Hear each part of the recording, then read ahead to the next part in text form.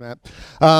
You might want to pull my fader up because I'm not going to lick it like an ice cream cone like Matt. I'm in the pro audio business, and I don't know what two-bit front of house of worship guy told you to do that, but that's not right.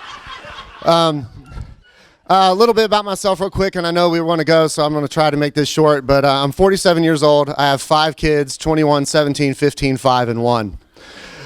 Yeah, so that's a stretch.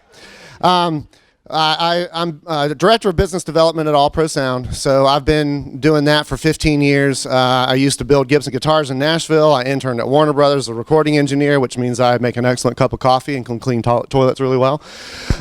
So I do a lot of stuff. People talk about not having time. I don't have time. I do All Pro 50 to 60 hours a week. I do REI. I'm also the lead singer of White Tie Rock Ensemble, which is a tribute act here. We sell out the Sanger Theater 6 times a year, so we rehearse 30 hours a week. I'm also a Creek Indian, and I'm on the tribal council of my Creek Indian tribe, which is my 4th job that pays my heart, but not my pocketbook. So I have 4 jobs. My rear end doesn't know my couch at home. It just doesn't. So I got into this because I've got to alleviate some pressure. You know, even though I do really well at my job and really well with White Tie, I got 5 kids. You know, I got a lot going on. So I probably started investing, I guess, about a year and a half ago. I met Yamil at a house. I met Jay Paul at the same house. That was not a good deal. I lost $2,000 of my earnest money at that house, but, you know, I chalked that up to learning, you know, experiences.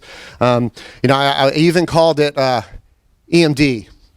Because it's dance music, emotional dance music or whatever. And then they were like, no, that's not the right acronym, Mark. It's the other thing. So anyways, I don't have a lot of money, so I have 0 marketing. I'm just beginning that. This deal I just made, I'm socking it away for marketing. But I had another musician buddy who played with people in the Allman Brothers and Lenny Kravitz and all these people, and I just stumbled across a podcast, and it was my buddy. And so I called him up, and he said, man, I'm more famous now in real estate investing than I'm in being a musician. So I was like, you got to help me. So he's like, I tell you what, I'll pay for the marketing, you do all the work, and we'll split the money. I said, okay, fine. So he sent out letters. We got about 7,000 phone calls, went through all the no's, and finally I got this guy who had two structures on one property on the west side.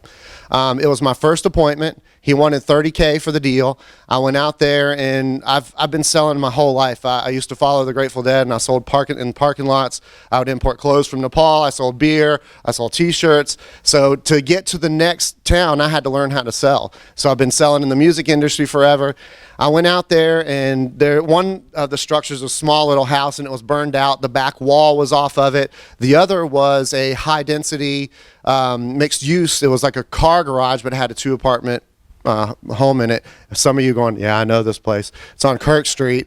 Robert was talking to the guy too. I went there, and I was like, man, you know, this house is just burned out. There's no way I can give you $30K for this, but I'll do 15. He said, well, the lowest I'll take is 22. My mistake is I went to 20. I probably should have gone lower, but I said, I'll do 20. And we signed the contract right there. I called my buddy back, and he said, you did what? And I was like, yeah, I signed the contract. And on your first appointment? I did. He's like, man, you and I are going to make a lot of money, brother. So I immediately put it out on Facebook Marketplace, put a little feelers out on Pig. Real quick, let me back up. I've been part of Pig for a year, and I think JJ earlier said, I've never seen you at a Pig meeting. I have something to do every Tuesday night. Not just Pig meetings, but every Tuesday night. But I'm going to make it a point to start coming more. But anyways, so I put it out on Facebook Marketplace, had a bunch of people contact me. It was a really good way of doing that, but most of them wanted to do seller finance.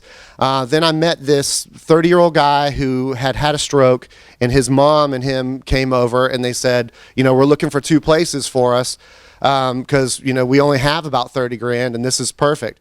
So when I walked into the burned out house, I'm thinking to myself, like, there's no way anybody's going to want this house.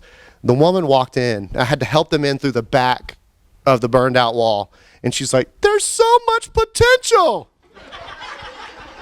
So that taught me something right there. You know, it's you cannot judge anything. So I got it under contract with them for $29,500. As they're walking off, a dude peels up in a pickup truck and says, I'll give you $35,000 for this right now. I'm like, no, sorry, I just sold it to these people. So things were happening. The seller ghosted me. I would constantly get in touch with him. Hey, what's going on? How you doing? Nothing. Backing up to signing the contract, he told me his name was one thing, and then he signed a different name on the contract. And I was like, what's going on with this? And he's like, well, it's my dad. He's not in good health. He lives in Atlanta. I have power of attorney. Power of attorney. So I called my buddy and I told him that. He's like, don't worry about it. Just keep going, keep going, keep going. And so I had the contract at the title company, and the title agent's calling me. He's like, there's some issues with this. You know, who is this? Who is this? I'm not going to give their names because I think you guys have all talked to this guy. And she said, this was a tax deed property, and you can't get insurance on it for 4 years because of the tax deed. Hold on. Wait a minute. And this is like a 20-minute conversation. I'm speeding it up. She's like, they screwed up with the title agent. This actually was sold in 2014, so we're good there. As I was doing research on it, the guy told me there was no taxes on it. I found there was $2,700 in taxes owed. So I called him immediately, long before we ever got to closing. And I said, hey, man, there are taxes on here. You're going to take that, in your deal, you're going to lose that part of the portion of the 20 grand. I understand. I just need to get it sold. The buyer went to the title agent, put the 30 grand down. Then all of a sudden the seller calls me for the first time in a month. And he said, hey man, we've got a big problem. There's taxes on this. I was like, man, you fully know that we had this conversation. We did? I was like, come on, man. We had this conversation. It's on the contract.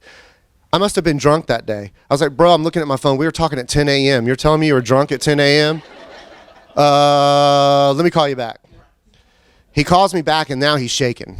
He's like, man, I drove my dad down here from Atlanta. He's going to kill me. He needs this 20 grand straight up. I was like, bro, we had a deal. That's, I feel sorry for you. I have a heart. But, that's just not going to happen. And at that point, I was going into a big meeting with an architect at work. My phone is blowing up in this meeting with an architect. It's the title agent, it's the buyer, it's the seller, over and over and over. So I text my buddy, text my buddy, say, you're going to have to call somebody. So he called the seller and it's like, look, man, I pay my taxes, you pay your taxes, So things are going on it was supposed to close at 1 p.m. It's now 4 p.m. and I'm still in this meeting. And the title agent texted me and said, they just walked. Now, sure, I'd be bummed about losing the money, but all I was thinking about was that dude that had a stroke and his mom, and that's where my heart got in the way. And I was just like, man, I don't have any money anyways. I'm stone cold broke. I don't care if I don't have that anyways. It's not a big deal, but these people need this house. They need these properties to change their life. So it's very stressful on me. So I called my buddy. I was like, dude, they just walked. They were 15 minutes away, and he called and talked him into splitting the taxes. So instead of us splitting $9,500, we split $8,200, and I got a $4,100 check on my first deal, on my first appointment. So.